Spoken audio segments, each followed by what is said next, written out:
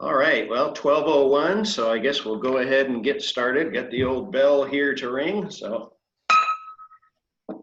welcome everybody. It is November 5th, 2020. I think it's got to be close to our, 29th Zoom, John, somewhere That's around right. there?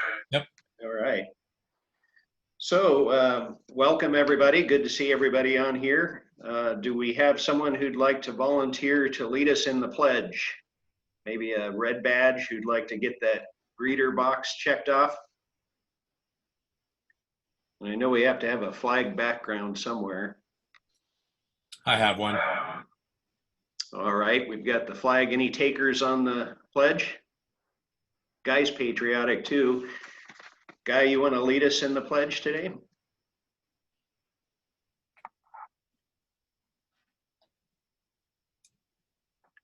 I can unmute. I There you pledge go. allegiance to the flag of the United States of America, to the republic for which it stands, nation under God, indivisible, with liberty and justice for all. All right, thanks, Guy. Nicely done. And let's see, do we have, I know we have several guests today, so let's go ahead and introduce our guests. Diane mentioned that Riley Anderson was going to be on here today. Is she, anybody see her? It's hard with these multiple Zoom screens to tell exactly who all's on here. Don't see her now. Maybe she'll be joining us a little bit later. Diane, you have some guests to introduce? Still muted there. Yes, I will introduce Doug prior to his presentation, and he will introduce his guests. All right, thanks, Diane. And I see we have a few students of the month.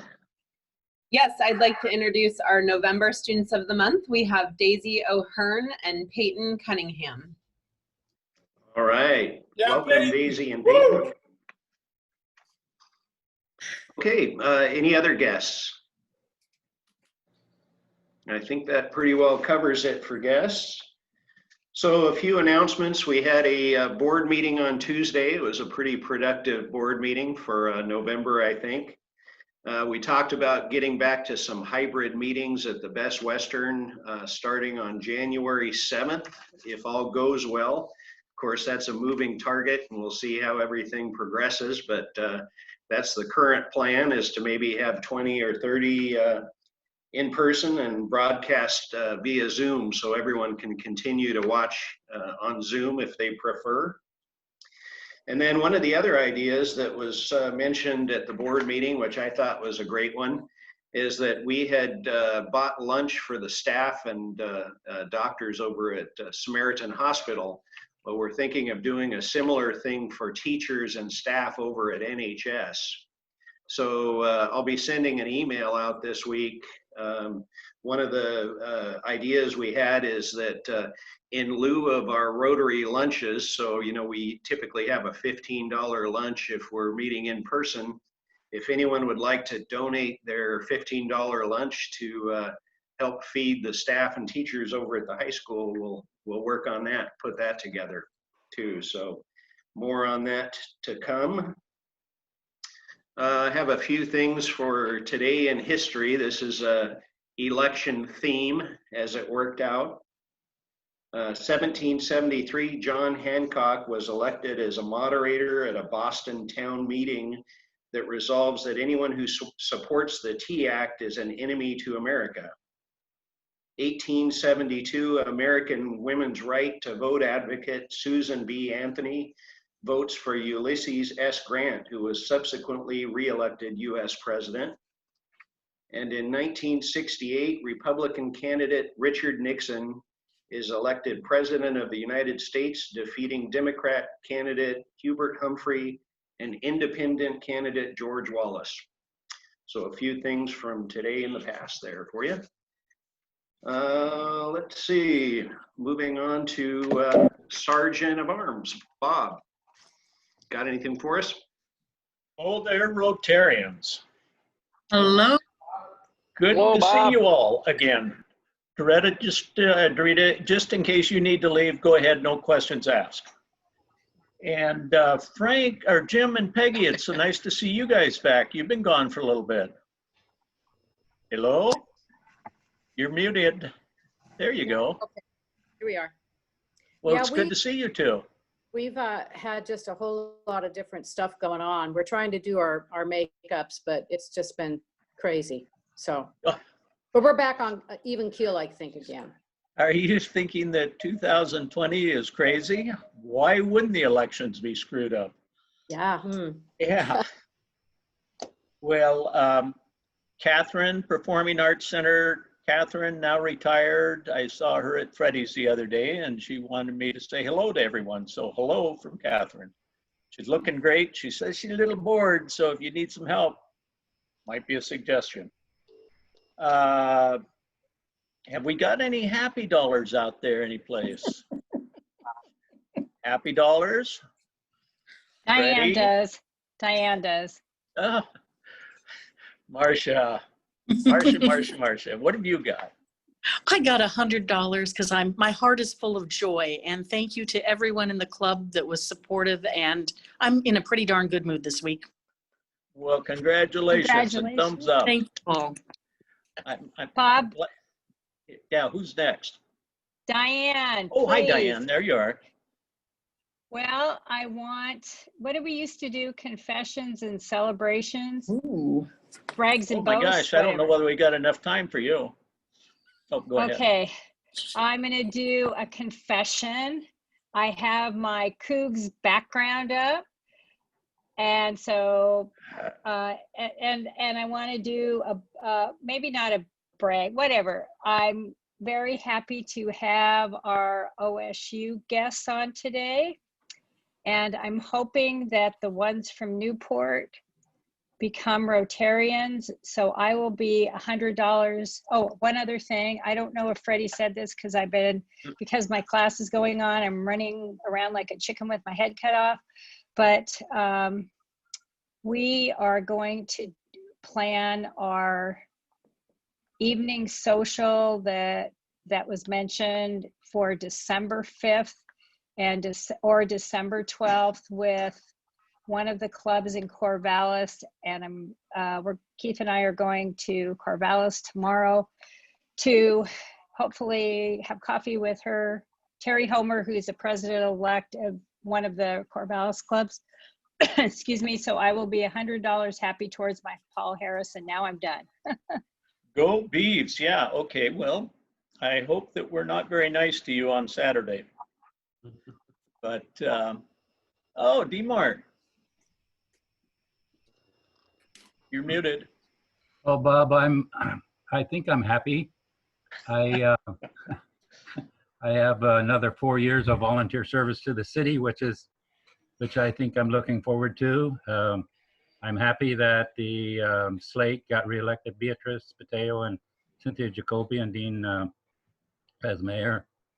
So I'll contribute $100 to my Paul Harris. Even though it's not a paid position like Marcia's, it's equally important, I think. So. Oh, I think it's equally important too, and you've done a good job, and we're glad you're back. Well, thank you. Anybody else, Freddie? I haven't forgot you. Anybody else? Anybody else? Freddie? Well, I did have a birthday this week, Bob, and I know it's customary to donate our age in happy bucks or birthday bucks or whatever. I'm going to throw in an extra $10 and be $52 happy. Oh, wow. An extra $10, huh? Or Wow. so, yes. Yeah, yeah. Well, good for you. Thank you, Freddie. Did you do anything special for your birthday? Well, it fell on Tuesday, so I got to watch election results. Wasn't that probably exciting? Wasn't the best. Yes. Anybody else?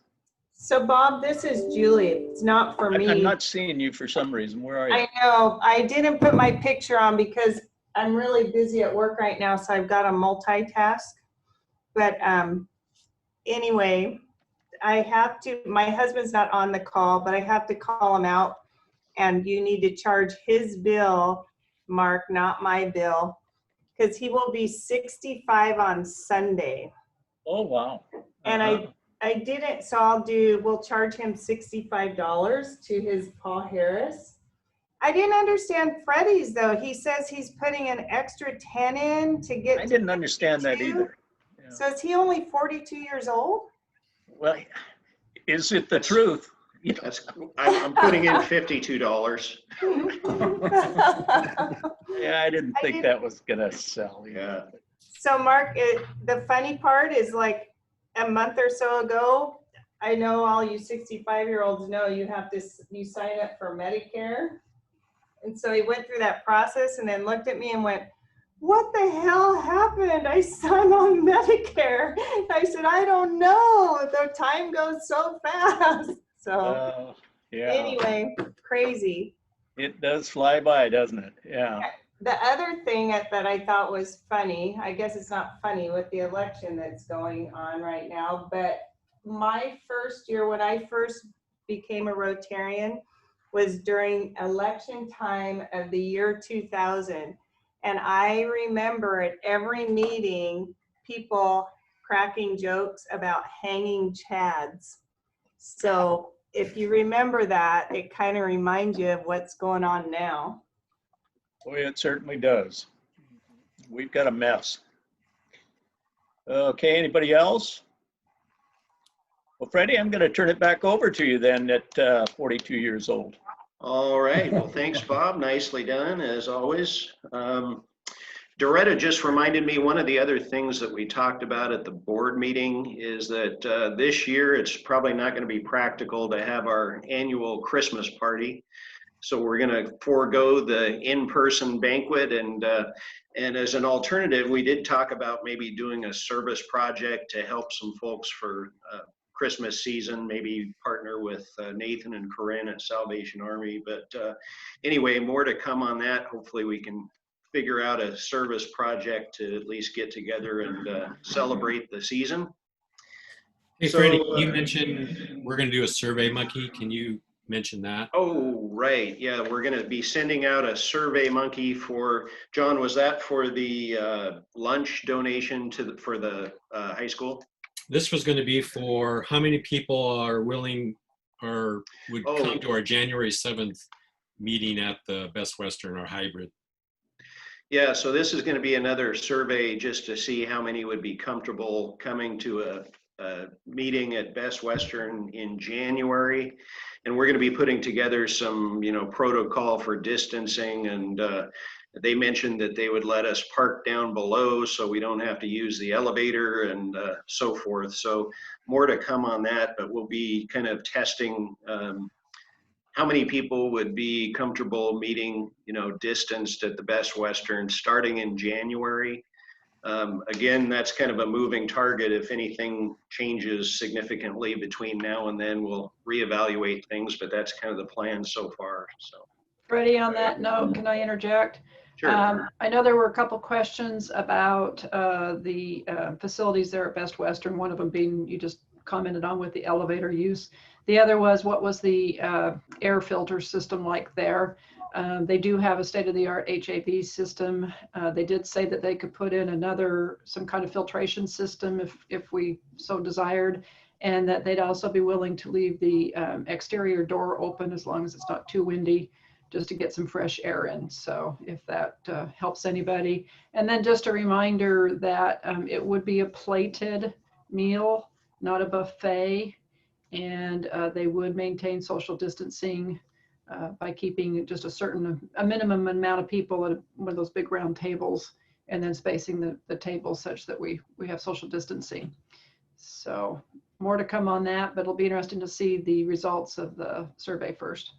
Thanks, Freddie. Yeah, thanks for that, Doretta. Good points. And let's see, I think one of the other things that is important to mention on that note is that we'll also be airing meetings by Zoom. So anyone that doesn't come in person can still watch it this way. So this will still be an option either way. So with that said, I'm going to go ahead and turn it over to Diane to introduce today's program.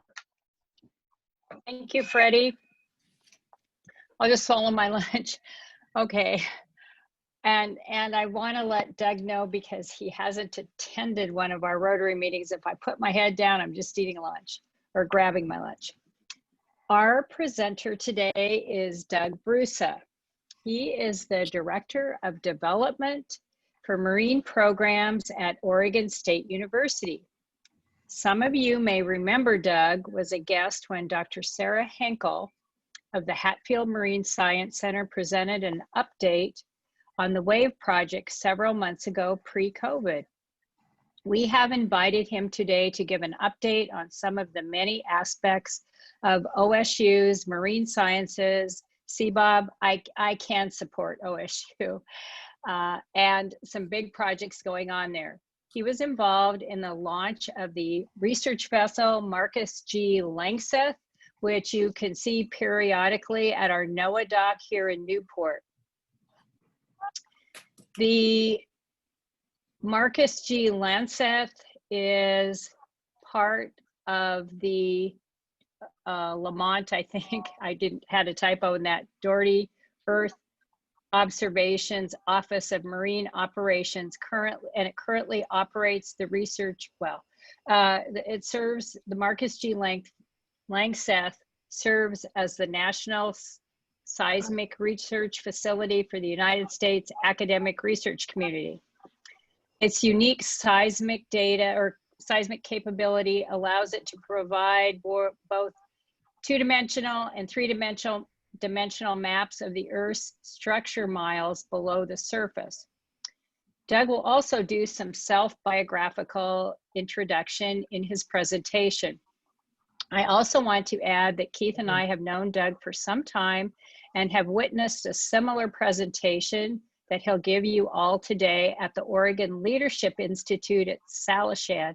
And we went this past February, right before COVID, pre-COVID.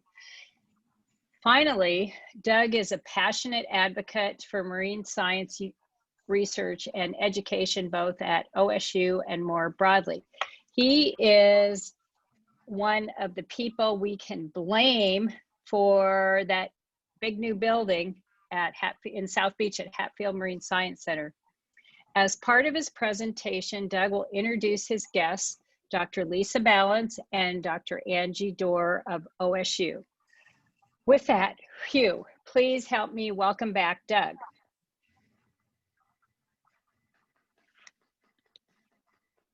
I have turned my microphone back on and I would appreciate a sound check. Are you hearing me? I see heads going up and down. Great. And are you seeing a building in my background? Yeah. Yes. Good. Yeah, thank you. I'm not standing in the parking lot of that building that Diane mentioned. I'm actually inside, and I'll show you where I am. My backdrop is now a photograph I took a few minutes ago, taken inside that building. I'm actually in the window that's right in the center of the screen there. I'm in that office, or I'm going to call it the soundproof booth, like 1950s game shows. They put me in the soundproof booth. Speaking of TV, I was charmed a few minutes ago when someone, I think it was Bob, said, Marcia, Marcia, Marcia. And I get the reference. Now, younger people might not, but that was pretty charming. Whoever said it, Bob, it's a Brady Bunch reference. And I want to say before I start, I have done you all a favor already because I took this video a few days ago. Are you seeing a little robot driving by? I love this thing. It's a lunch delivery, meal delivery robot at Corvallis. These little guys are scooting around our campus doing no contact deliveries of food to people. And I love this video. I thought, oh, that'd be a fun backdrop. Well, of course it's not. It's annoying. But it does allow me to say, watch this, in one ear and out the other. There, I did my joke.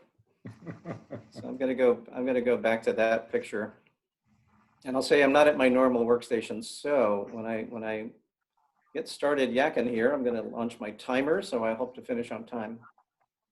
When I'm yakking, I will not be able to see myself or the Zoom stuff. So if something goes weird, tell me. And Doug, I'll just go like this. I'll go like this. Yeah, I may or may not see that, so I give anyone permission to speak up. Say, hey, Doug, you know, we don't see that. And give me a second while I get my slideshow ready to go here. Are you all at Newport or nearby? I think everyone's pretty much in Newport, I guess. Yeah. Yeah, so am I. I normally have this great privilege of having 3 screens going at once, and at the moment I'm just on one. Okay, so I have fired up share screen here, and it's quite messy at the moment. I hope it will improve in a second. Okay, so give me some feedback. Are you seeing my title slide there? Yes, it works. Yeah, very good. And sound check, okay? Yeah. Yep. Yeah, so here we go. I'm delighted to be here. Thank you for the invitation. There's a joke I heard decades ago that I love that feels appropriate at times like this. So at times like this, you know, there's a lot of material to cover and not enough time. At times like this, I feel like a mosquito at a nudist colony, right? A mosquito at a nudist colony. There's so much to do, I just don't know where to start. Okay, that's the only prepared joke. Others may appear on the fly. I can't hear you laugh, but if you feel so inspired, go ahead. Okay, so plan for our next 15 or 20 minutes. I'll do some background stuff. I'll also introduce our OSU guests. I picked 3 projects that you may have heard about or may want to hear about. 3 big projects that I'm proud to be associated with. And then of course, time at the end to talk. So background that got me here. Here I am in some oceanography and get wet kind of get-ups. I am not a PhD scientist, but I worked in science for a long time. I've been to sea as a scientist and a technician. Top left picture is me on a Stony Brook boat some years ago. The middle picture is me not far from where we all are now at the Coast Guard station at Yaquina Bay, and that's in my Coast Guard auxiliary get-up. So I have the fancy Coast Guard gear, and I've been a volunteer at the Coast Guard Auxiliary in Newport for, I don't know, 12, 13 years now. A native element for me is salt water, and there I am relaxing on a sailboat on Long Island Sound, not this past summer, but the summer before. And the ships on the bottom are ones that I was previously associated with. And Diane mentioned the 3rd one on the right, the Marcus G. Langseth. That's Columbia University's boat that's been spending a lot of time here lately. And this makes me feel old. I not only knew, but I worked with Marcus G. Langseth, after whom my ship is named. So I've been hanging around oceanography a long time, and I use this cutesy title about Jacques Cousteau because many people know that name, and many people my age were inspired by him. So some of you will remember firsthand the undersea world of Jacques Cousteau, very, very important popularizing of oceanography in the 60s and 70s. He grew up near the water as I did. He put his time into learning how to use a camera underwater while I was goofing off water skiing. And then his boat, the Calypso, was really famous. So as I looked into him, I was delighted to find out something about Calypso. John Denver wrote a song about it. This was on television every Sunday night when I was a kid. And Hometown Pride, do you know what's special about the famous, maybe the most famous research vessel ever, Calypso? Well, you may not know, but I'm going to tell you that boat was built from Oregon pine. In the war effort in the 1940s, World War II, a lot of wooden minesweepers were built up in Ballard, as was the Calypso. And it was actually donated to him by a donor. So Calypso was built of Oregon pine. Yay, go Oregon. So my day job, you should know, some of you know this, I work with the deans, directors, and the donors. I was on such a thing this morning an hour ago, working with a donor to the building, to the Marine Studies building. And yeah, I'm not here to talk about that so much, but that's my day job. I'm the person who talks with people about potential gifts to marine sciences at our university, and those are some of them. And there's the building that I'm in right now, including with some donors up on the roof. Pre-COVID, they happened to be in town, and we were able to get them up on the roof of the building. And I have been at this a long time. If you're seeing the picture on the left, it's me in college on some boat somewhere. And I just love this picture. I'm glad I stumbled into it. This goes way back for me. That's me in 1964, I think, near Miami, probably Coral Gables, Florida. My little scuba mask, a rock, my pants are falling down, and I'm wearing my personal protective equipment of the era, which is a Mickey Mouse floaty thing, which of course, if I had fallen over, would have held my knees above water and my head in the water. And then as I built this talk, it occurred to me that my personal protective equipment has come a very long way, and since 1964, I got the good gear now. So on to OSU. Many of you know all their parts of this, but I'll say OSU is one of the greatest ocean institutions anywhere, and I mean anywhere on Earth. So you recognize some of these things, certainly the Hatfield Marine Science Center, our current 177-foot ship, the Oceanus. Sea Grant, one of our Sea Grant officers is on the call. I'll introduce her later. The Marine Mammal Institute, we have a field station down at Port Orford. And of course, distinguished university professor Jane Lubchenco, a great eminence in the world of marine biology and marine science. She's, among many other great things she's done, she was administrator of the National Oceanic and Atmospheric Administration. But maybe more subtle, we have a seafood lab at Astoria. We have a building in Corvallis called the Ocean Observing Center. That's where the data comes in from the offshore cables and things. People find it amusing that the Ocean Observing Center is 50 miles inland. I think that's kind of funny myself. We have a wave laboratory. Some of you have seen for sure, and some of you may have on your car the license plates, a portion of which every year the funds go to the Marine Mammal Institute. So thank you if you've gotten those plates or intend to. The robotic gliders we use are, we have one of the biggest fleets anywhere. And then I think these rankings are silly, but when you keep showing up on the lists, it says something. OSU ocean programs were ranked 3rd in the world in a recent ranking. So cool units that some of you know. Here's video provided to me by Dr. Balance looking out the window of a Coast Guard helicopter offshore. And if it were just me that you had today, I would try talking about this, but I think you'll do much better if we talk about this in the questions when I will ask Lisa, Dr. Balance, to talk about the Marine Mammal Institute for a bit. And check out this slide that was provided to me by Lisa. I've got to manipulate my pictures here, get rid of this stuff to get to the screen. It's about a minute's worth of, normally I think of these as ship tracks when I see maps like this. Are you seeing lines on the right side in the Northeast Pacific Ocean? Yes. Say out loud, yes, very good.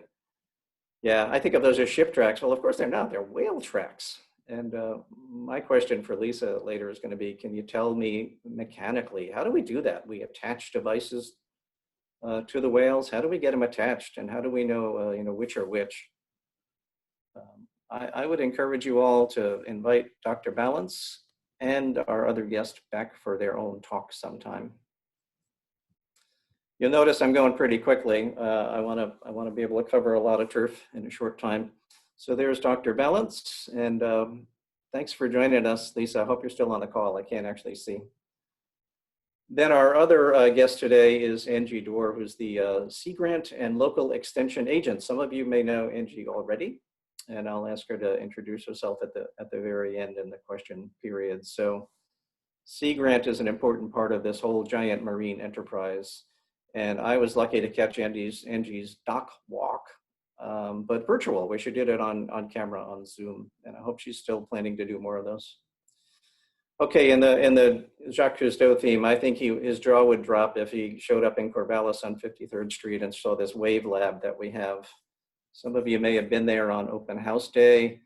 We have a long skinny flume, and we have a shorter fat, kind of looks like a swimming pool that is more of a basin than a long skinny flume.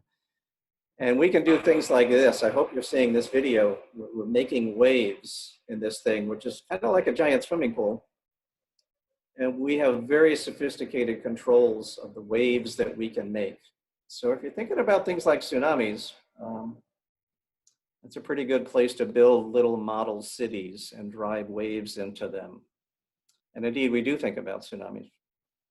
Okay, project 1 of 3 I want to talk about is making carbon-free electricity out of the motion of ocean waves.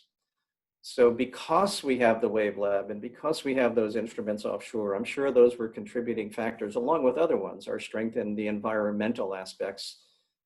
We want a pretty big project sponsored principally by the United States government to build a test site for devices that will bob around in the ocean and make some electricity. And I don't know if you can see me, but I'm holding my flashlight that makes electricity based on a magnet and a copper wire. And I have to say, it's a little more sophisticated than that out in the ocean, but in some ways it's quite simple. So offshore of Newport, opposite the airport, basically 7 miles offshore, we're going to put electrical junction boxes on the seafloor. And we're going to run cables out. So the box, I hope you're seeing, the red box is 1 mile wide, 2 miles high. It's in about 250 feet of water.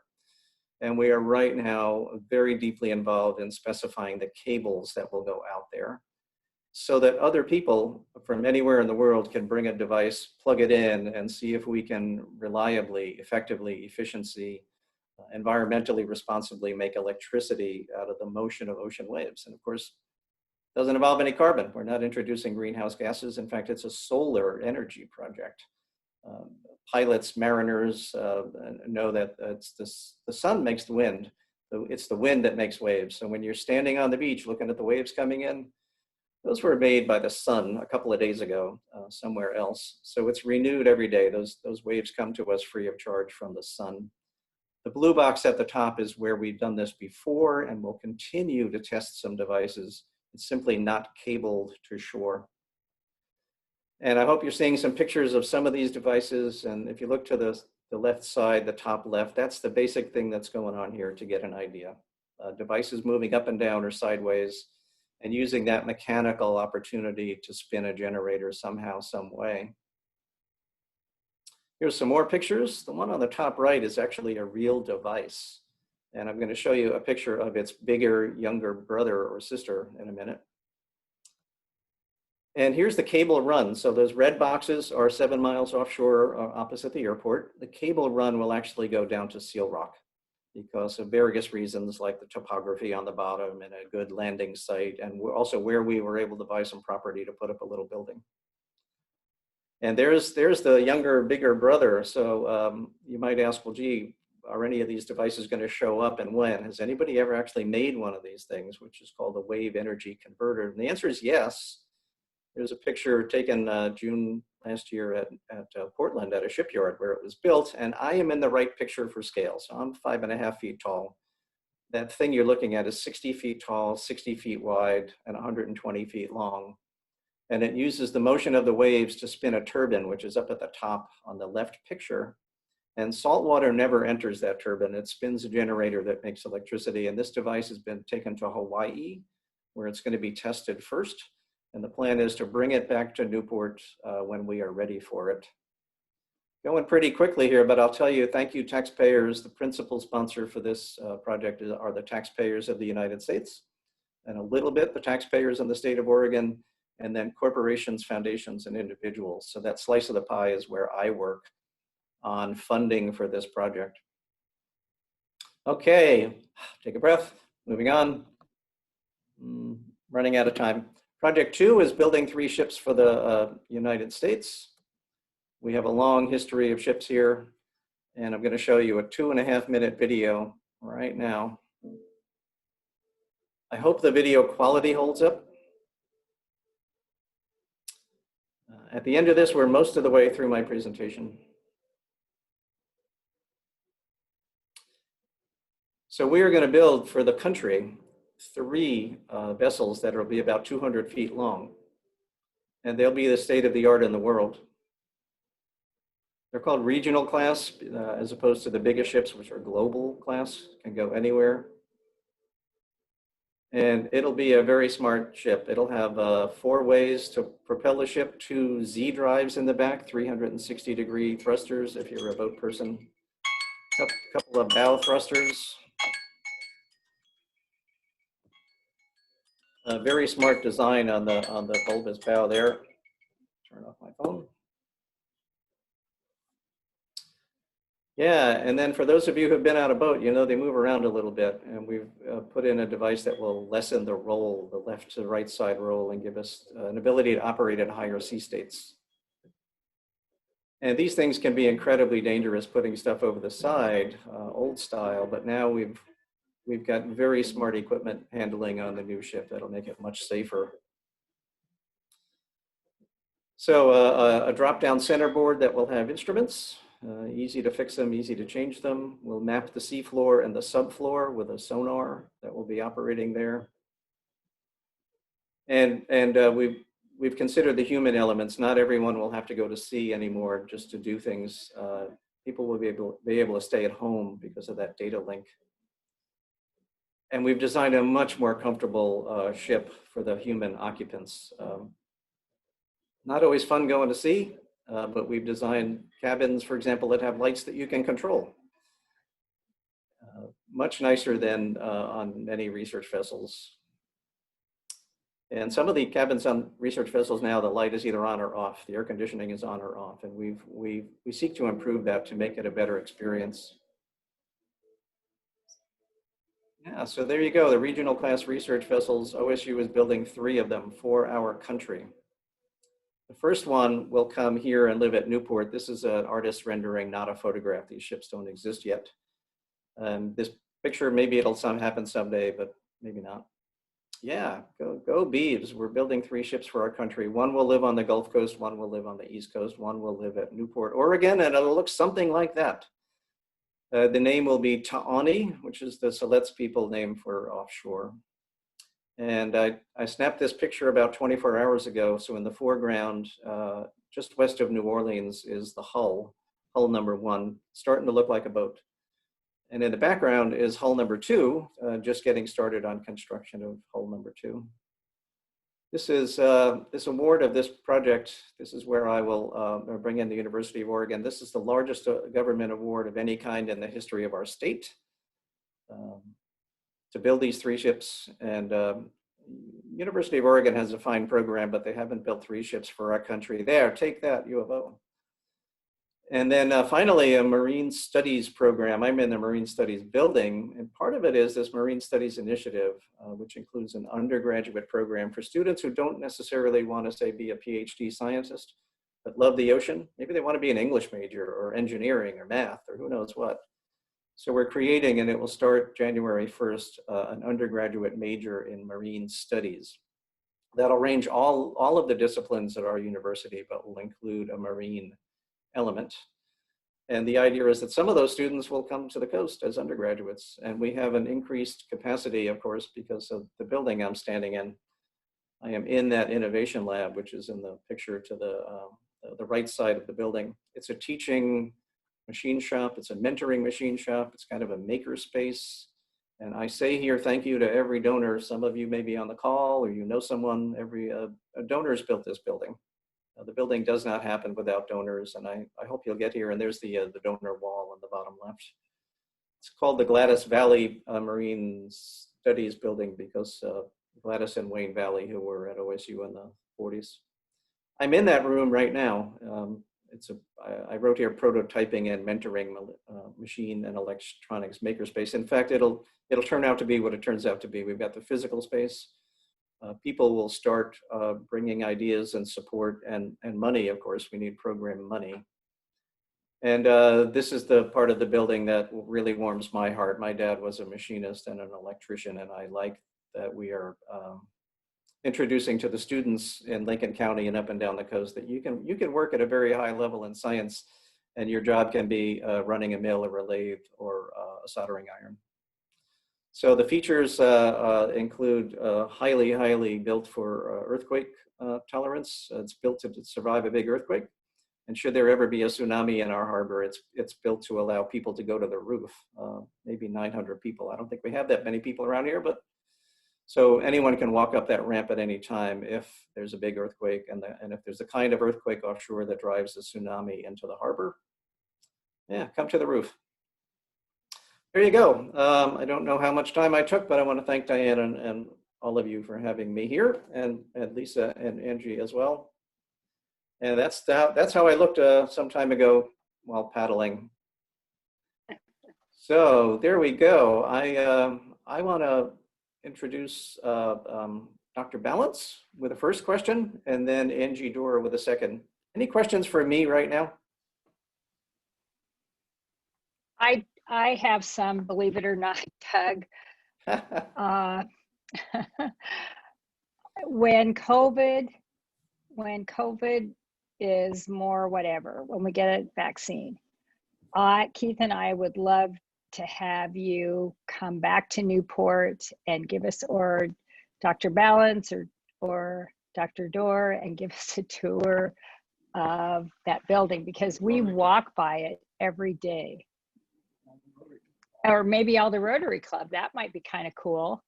We can have a meeting out ever social, and one of you or all three of you can take us around. Yeah, thank you. I will say it was heartbreaking as I've been working on this building for, I don't know, 5, 6, 8 years or something. And we had a date planned where we were going to have the ribbon cutting, the grand opening, and of course it got canceled. That was due to happen in June. And we will work out something somehow, some way, some COVID thing at some point in the future. We'll have folks over. Any other questions? I went on and on quite a bit and didn't give you a chance to interrupt me. Questions or comments?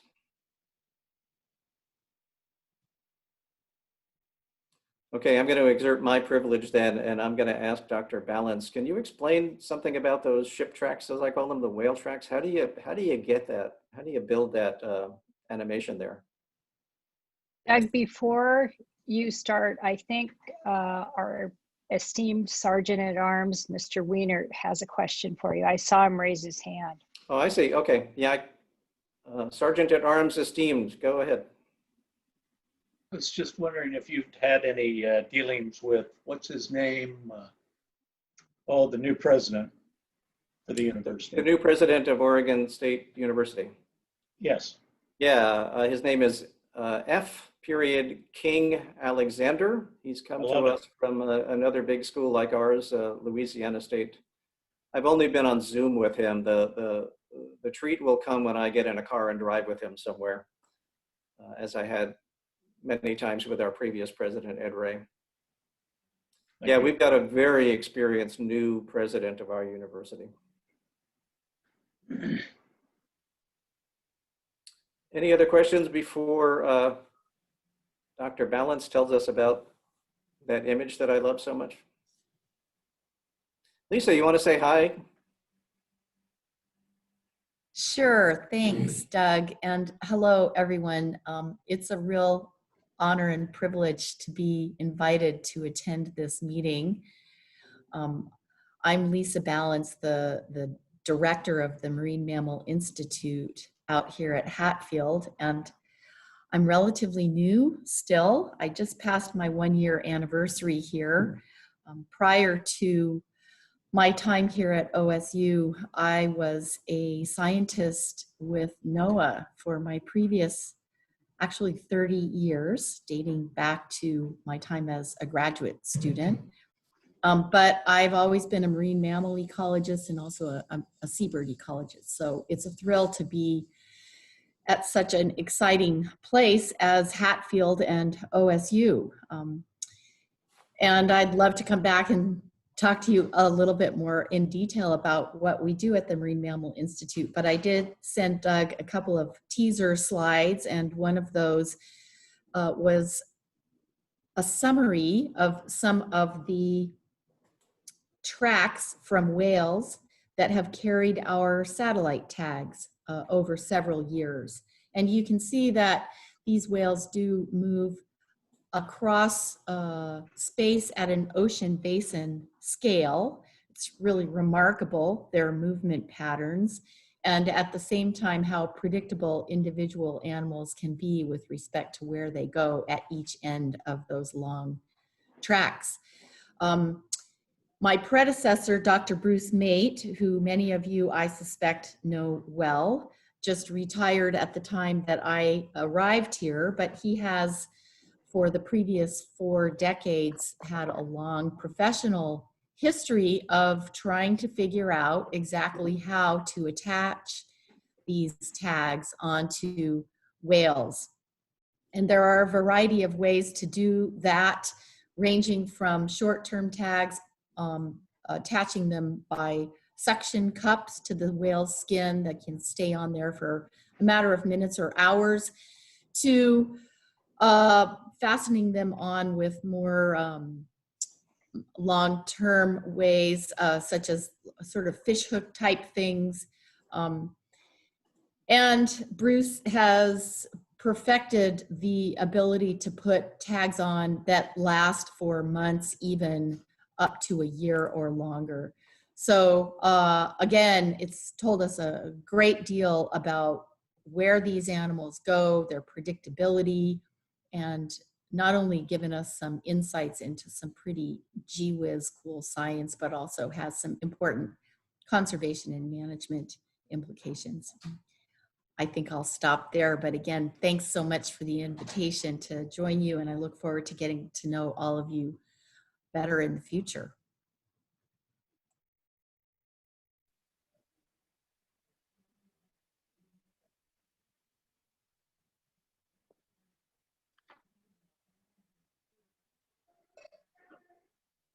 I have a quick comment, just real. It's on. I'm just proud of Oregon State. Rob and I are both graduates. I'm a 4th generation Oregon Stater, and our daughter Jillian just applied for Oregon State, and this is just, it's a lot of pride for OSU. Thank you. All right, any other questions for Doug? I don't have one for Doug, but I have one for Dr. Balance. When you say you have the satellite tracking and stuff, is this new internet system that Elon Musk is coming online with, Starlink, going to help your research, or is that just not someplace where you're at quite yet, having worldwide coverage by those satellites? Is that something integrated into your program? That's a great question. And in a nutshell, we do have worldwide coverage from those satellite tags, but as you might imagine, the coverage is better in some places on the earth than in others. And as the technology continues to evolve, including the technology that you mentioned, absolutely, there is a huge scope to expand our ability and the precision at which we are able to locate those whales as they're as those satellite tag signals are transmitted from the whales back to our computers in our offices. Thank you. All right, any other questions? Doug, I'm just curious what it took to secure that area across from the airport for the wave testing. I imagine it's quite a process to identify a space to be able to set up equipment like that in. Yeah, I'll take that question. And also, I want to make sure we save a minute for Angie to introduce herself. Maybe after I answer this question. So yeah, if you're talking about the sea floor opposite the airport, 7 miles out, indeed, one has to go to the Bureau of Ocean Energy Management to get what is called a lease for that sea floor. We actually go to the Federal Energy Regulatory Commission to get a license to make electricity out there. And oh boy, is it complicated. There have been people working on permitting for years to get that seafloor set aside for us. And I wasn't involved at this stage, but I'm told the site was chosen largely by working with the fishing community here, the fishermen and the fishing families, so that we would get their smarts about what does the seafloor look like out there, and also kind of not get in their way. So the site selection took a long time and was highly informed by the fishing community. Is that answering your question, Freddie? Yeah, that's great. Thank you. I want to make sure Angie gets a chance to introduce herself. Angie, are you still with us? I am, and that's a great segue because my predecessor, Katie Jacobson, who I'm sure most, if not all of you know, was heavily involved in that process of actually selecting the site and making sure that the fishermen were well aware of what was going on and were kept informed. And that's a lot of similar work that I do. I have the same position as Katie, but it's was slightly modified in between her leaving and me joining. So I'm your local Sea Grant representative. And so if you have any questions at any point, anything coastal community related, policy related, you're always welcome to reach out. My office is the same office Katie was in. I'm in the extension building on Bay Boulevard. And my primary job is to work with the commercial fishing industry, but I do a lot of work with PMEC and PacWave as well in regards to the renewable energy project. I'm involved in several aquaculture projects right now, some seafood processing work. And one of our big initiatives right now has been to help the seafood industry in Oregon recover from some of the impacts from COVID-19. And so we've launched an Eat Oregon Seafood campaign. We have a website that has some really fantastic recipes on it. It's literally just www.eatoregonseafood.org. It's got lots of recipes. We're working on really expanding that website as well. And we have a social media campaign as well. So thanks so much for letting me be here. I'm very excited to be here, and I'm glad to be in Newport. I've been here slightly longer than Lisa. I started in April of last year. Thank you. Well, I got to say that's some fascinating information, and I think we're all really lucky to have such an incredible resource here in Newport, Lincoln County. You know, it's quite a hub for marine science, and with NOAA and the new facility, it's amazing. So thanks for coming on and presenting to us today. And as a thank you, we're going to vaccinate 50 children against polio in each of your names. So thanks again, and that was great information. So Thanks for having us. Thanks for coming. Can we stick around for the end of the meeting, or is it done now? Absolutely, yeah, hang around here. So I'm going to turn it over to Sonia, who is our secretary today for attendance and membership incentive. Okay, so we have 38 people total on the call. 32 are actually Rotarians, which is, it's a little bit less than 50%. I didn't do the actual math, but it's pretty good, in the 40s, I think. And let's see, then for the 50-50, we have $60 for the 50-50.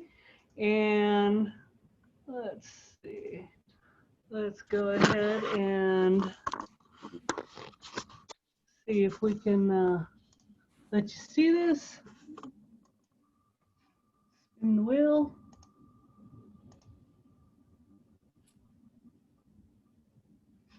Oopsie, sorry about that. Suspense, I don't know who it is either. Freddie Sexton.